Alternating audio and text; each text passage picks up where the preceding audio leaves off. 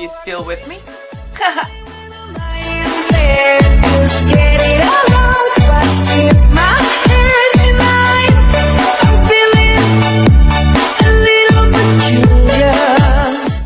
So hear me out.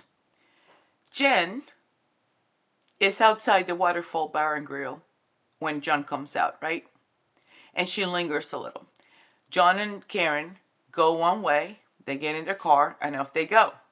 Jen sort of lingers and then goes to her Yukon, which is parked all the way to the left, like tucked in over there by where the dumpsters are, and waits on Matt.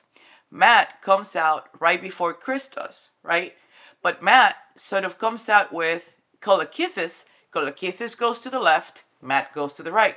Jen starts flashing her lights, like signaling Matt, get in the car, I'm right here, right? I don't know who was driving, right? We don't know. But Matt goes over there, he gets in the car, and by the time that they're about to pass the waterfall, leaving the Waterfall Bar and Grill to the left, Chris steps outside and he's seen underneath the canopy.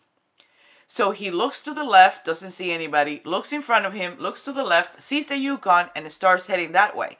What are the odds that Chris jumped on that Yukon and rode 234 Fairview with Jen McCabe and Matt McCabe, which explains why he never called John. He never texted him. 12:14. Never called him. And it makes all the sense in the world because he didn't have to. He was talking to him and probably engaging with him while they were all inside the Yukon on their 4-minute drive to 34 Fairview. The only people that didn't know where they were going were John and Karen. Chris, Matt, and Jen knew exactly where they were going. But what do you do when you invite somebody to come over? You don't want those people to show up before you get there, right?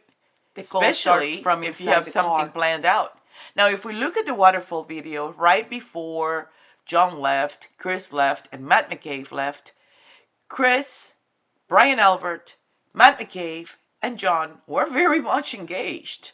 Like looking at something on that table, right? And John was doing the heel-to-toe thing. And they were like, looking at something. The three of them sort of like bent over the table. And we don't know what they were looking at.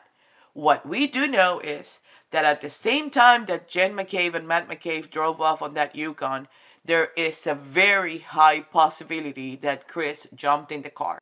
The rest were at 34 Fairview. That Chris jumped in the car, which explains why he never called or texted John, because he was already inside the Yukon and he knew exactly where John was going. How does Jen know exactly where John and Karen were going? Because she was the one directing them. She was giving them references, landmarks, Bella's house, this and that. Don't forget, John was the first one who texted Jen and said where to. Right around 12:14 when they were about to leave the Walgreens parking lot, right? But they head the opposite direction. They went to the other side, while Jen and Matt went towards Chapman. Before you get to Chapman, you have to turn into Sherman, right?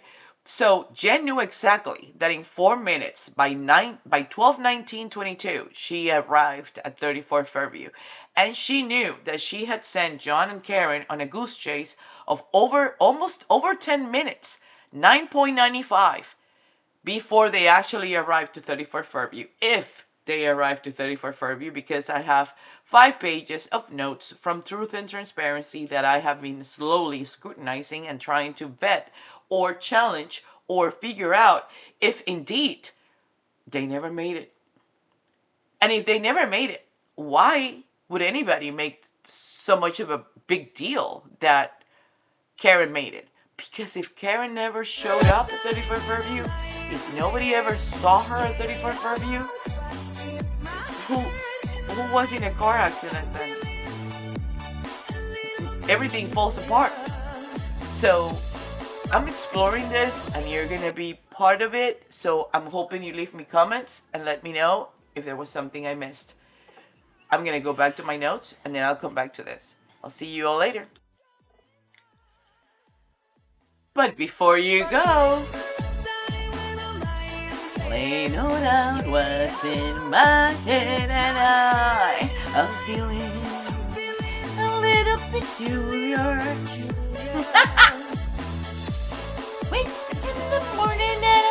outside at night, and I get real tired.